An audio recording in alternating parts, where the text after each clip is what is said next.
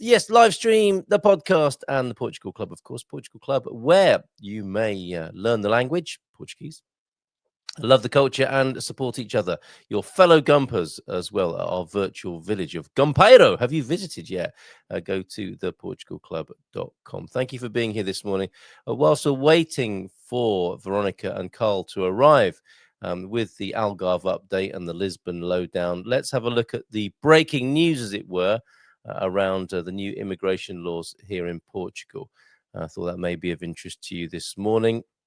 And I'm going to go to the reporting in the Portugal Resident, where my own article is published today about my experience of learning Portuguese with Maria and Vitor. Mainly Maria, of course, with our 30-day Portuguese challenge, which you can get access to as a member of the Portugal Club. It's only $10 a month or €9, and the language course is part of many resources that are available to you as a Portugal Club member. Go to theportugalclub.com. Let's take a look at these changes then. Changes to law regulating foreigners gets parliamentary approval in spite of critics. So let me read from the Portugal Resident, my colleagues writing. This is Natasha Don. There's the Parliament building. Minority parties decry government's haste. Key amendments tightening the Portuguese law regulating foreigners. And there's a link to further reporting there, which I'm guessing that's where Natasha will have laid out the earlier proposals. And they were approved in the Parliament yesterday afternoon, thanks to votes from the AD, which would be the PSD and CDS-PP coalition in government, yes. And right-wing party Chega, of course. Minority parties bemoaned the lack of mandatory consultations and government haste. It's as though there's a rush to get something done here, some political expediency going on. The parties against these amendments were all those to the left, as well as IL, the Iniciativa Liberal, which objected mostly with the haste with which the government is seen to be moving. Why, I wonder, why, when so many things move so slowly in Portugal, is there such a haste around this? Your comments, your insight, your responses on this, please, in the comments.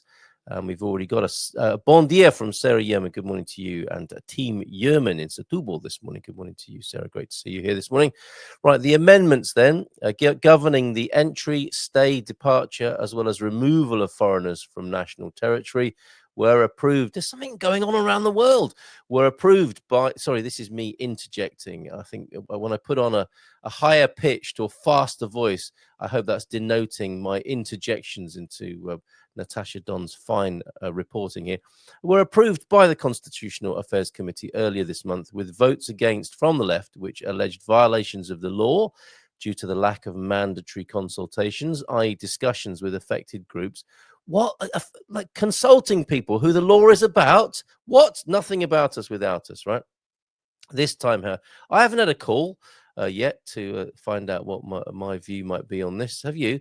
This time, however, IL opted to abstain, not because of the lack of mandatory consultations, but more because of what party leader Rui Rocha called legislative proposals at the 25th hour. This is sensitive legislation that did not have all the guarantees in its legislative process, said Rocha, referring to the absence of mandatory consultation and hearings with immigrant associations and constitutional experts as requested by opposition parties. To be fair, it has been clear from the outset, continues Natasha, that immigrant associations are against any changes that make it more difficult for them to enter and stay in Portugal.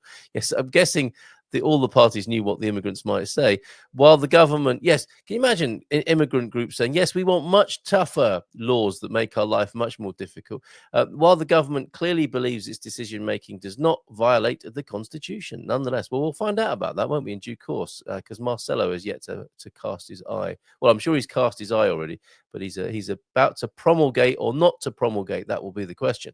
Nonetheless, opposition MPs were in no mood for taking today's approval without vehement objection.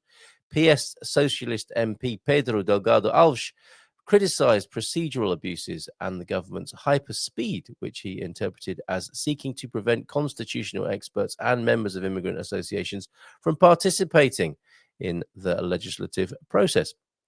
The contents are problematic. Let me read that again. The contents are problematic, imposing limits on access to rights for immigrants with risks for the Portuguese economy and risks for our life in community, he said. Not only is there a lack of immigrant voices, this is me, there's a lack of grander geopolitical awareness. Do you remember yesterday, if you were tuned in, Nuno Mensch from Winsurance was saying that the demographics of Portugal in 50 to 70 years, the population may well be halved on current trajectories, if not for the influx of foreigners, or for that matter, the Portuguese people having more children themselves, of course. He said, heaping, or the new Portuguese, who are the immigrants having more children, he said, heaping scorn on the fact that the government coalition has allied itself with far right Chega. That's a quote. That's not just newspaper hyperbole there. The government has chosen its partner, opting for a dangerous agenda that opens the doors to extremism, he said, adding, please do not be held hostage by the far right because, in quotes, this is a disgrace. Again, to be fair, and is that the Liberal? Oh, okay, that's PS Socialist MP Pedro Delgado Alves. Again, to be fair, one has to recall the results of the recent legislative elections, immigration, and the whole issue of foreigners in Portugal saw large numbers in the country vote for right wing Chega.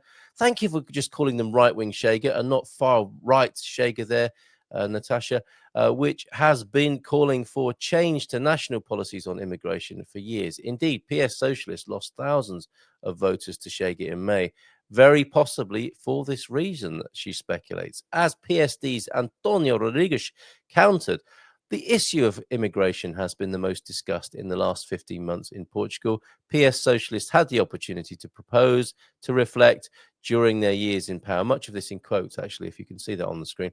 But they didn't, he said, because they wanted to continue the same quagmire they were living in. None of this sat well with the rest of the left wing. Bloco de Esquerda's Mariana Mortágua accused the government and Chega of repugnant opportunism, saying she hopes that President Marcelo will veto the law when it comes up for promulgation. That's how it works here. The president needs to promulgate or not when this comes before him. I'm sure he's keeping a close eye on it already. Paulo Muasho of Livre said the changes were creating a malicious law, that's a quote, made without listening to anyone, imposed by an arrogant majority against people who help build the country every day. An arrogant majority, that's politics for you, isn't it? You didn't even want to listen to entities whose hearing is mandatory, he repeated. To previous critics. I think he repeated previous critics. I'm not sure what that means. Inês Sousa Real of the PAN, that's the People's Animals Nature Party here in Portugal. Yes, we've got one of those, rallied against what she called the outrageous violation of the law and recalled that new rules on family reunification should require a hearing of the National Commission for Children and Young People. We all recognize that migratory flows must comply with the law, but it must be a law that is humanitarian, she said. Similar criticism came from the PCP communists and the JPP. That's probably just two or three people, to be fair. João Almeida, MP for the CDS PP government coalition member. Are you keeping up with all of these parties?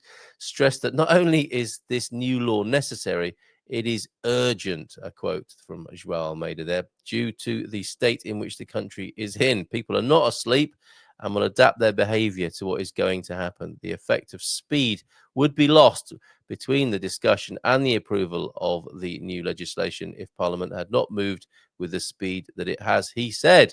Now the country waits to see if President Marcelo agrees. And I think this is voted upon, or certainly parts of it will be voted upon in September.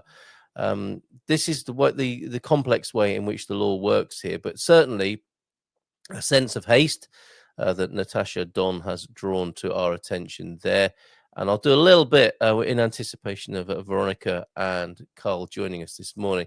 The link to the piece in the Resident. As I say, I will also have a piece in the Resident talking about learning Portuguese, which is obviously a part of the citizenship, which is not mentioned in this part of the reporting.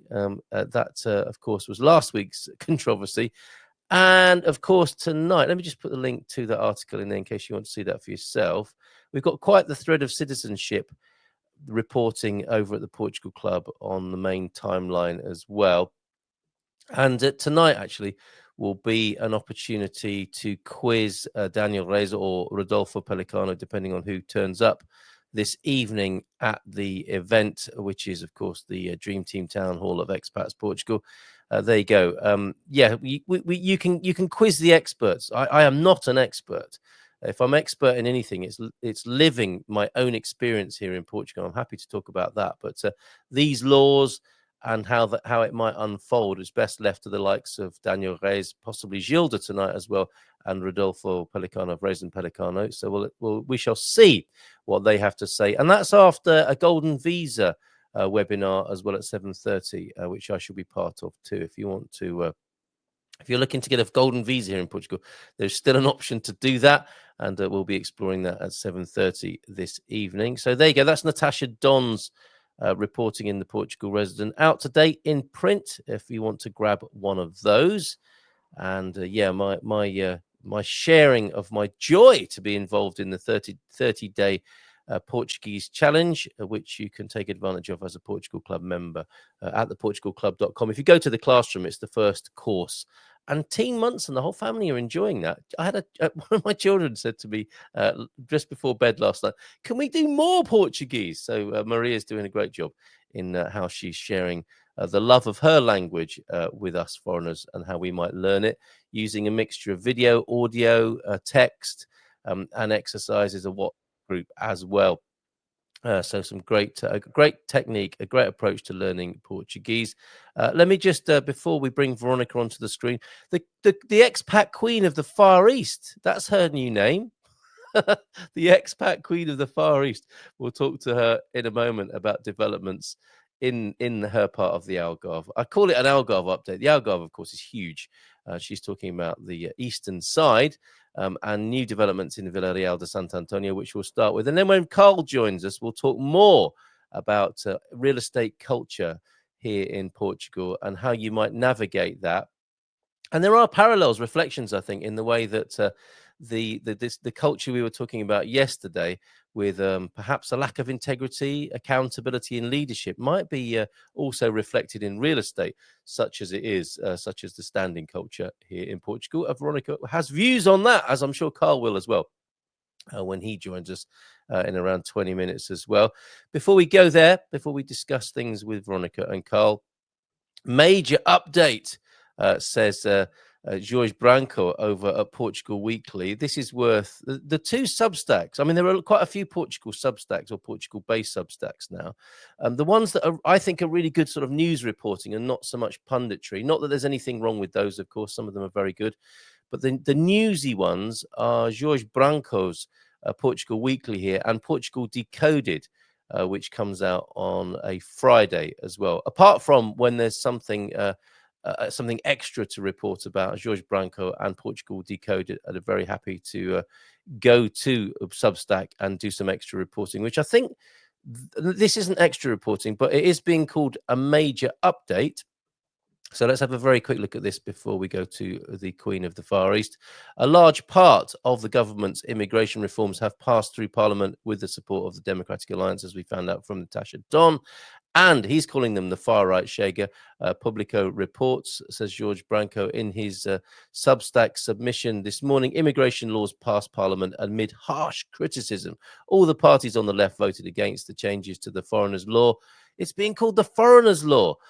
Shouldn't that be S apostrophe on Wednesday? And the Liberal Initiative, IL, a right-wing party that had, sorry to be an apostrophe pedant there. I'm just curious. A right-wing, I'm not meaning to be supercilious, just curious. A right-wing party that had previously supported the reforms abstained. That's a Liberal Initiative and Liberal Initiativa Liberal, the Socialist Party PS, which is the second largest opposition party just behind Chega, notably criticized trampling, in quotes, of parliamentary procedure. So I'll put the link to that also into the comments so that you can check that out. Those two I would definitely subscribe to. Oh, Jenny the cat is here with a view on things as well this morning. Can you hear her? Right, so let me just take that off the screen and put Jorge Branco's update on the Substack. Yeah, I recommend subscribing to Jorge Branco for the Portugal Weekly, as well as Portugal Decoded, that comes out on a Friday. Right, I think we'll roll that intro again, shall we? And then we'll see Veronica on the other side of this. Where is it? Oh, here it is. In Portugal, there's a YouTube show full of fun facts you need to know. There she is.